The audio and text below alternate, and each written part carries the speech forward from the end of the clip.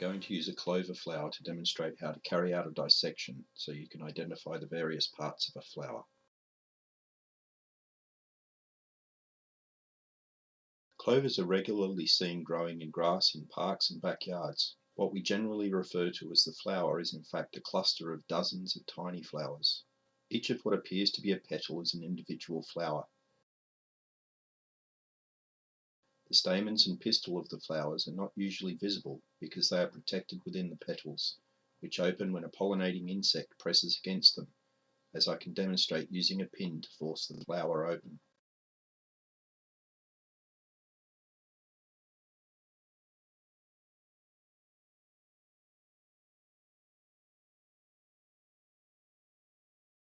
Within the flower you see the stamens and the pistil. It may not be easy to see the difference at the moment, but the pistil is quite a bit thicker than the stamens.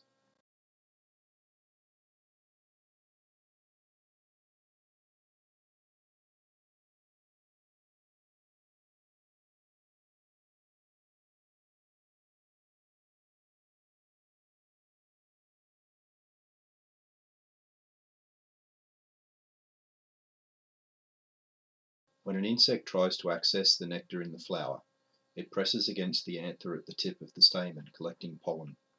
As it visits other flowers, some of the pollen rubs off against the stigma on the end of the pistil to fertilize the flower.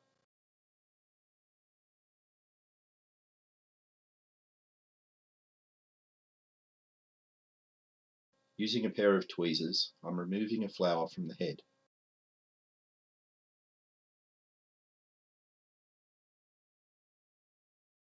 Once the flower is removed from the head, you can clearly see the sepals at the base of the flower.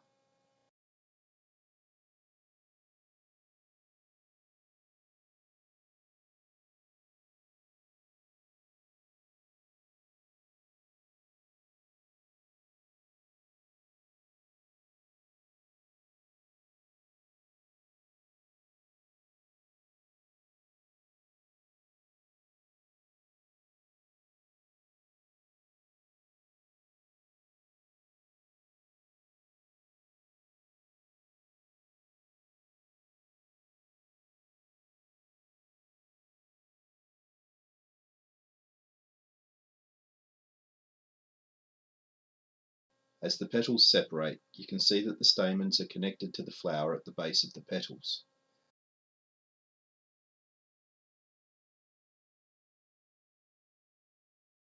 The pistil extends down into the base of the flower to where the ovary containing the seeds is held at the top of the stem.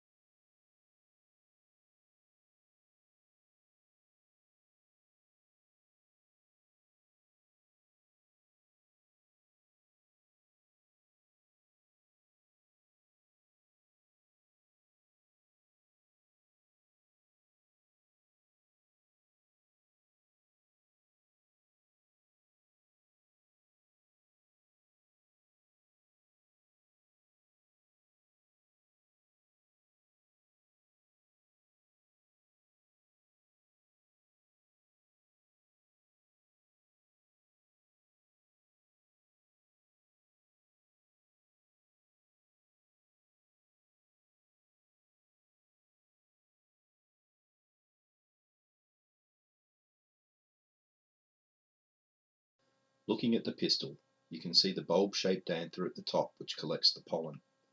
The pollen then moves down a tube in the style to fertilize the seeds. In larger flowers, the tube is often visible if you're able to cut the style open.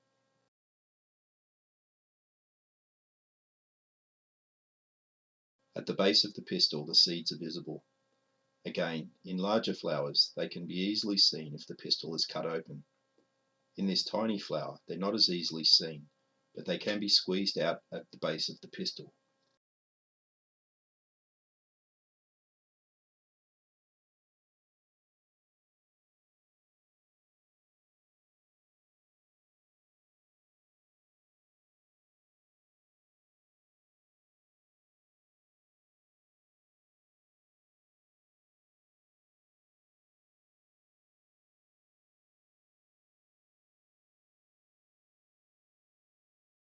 As you can see, I've separated 3 seeds, each of which is less than half a millimetre across.